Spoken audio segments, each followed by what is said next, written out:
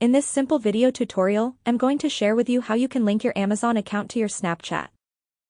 You can simply add your Amazon account to your Snapchat in just few simple steps. To do this, simply open up your Snapchat.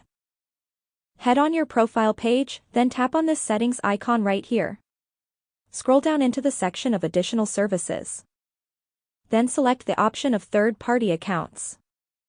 You will have to select right here on link and it will redeem directly to Amazon. Go ahead and enter your login details. Your Amazon account will get linked to your Snapchat account successfully. That's how easy it is to add Amazon link on Snapchat account. If you have any questions, just let me know in the comments section down below. Please don't forget to leave a like, share and subscribe for more video tutorials like this one.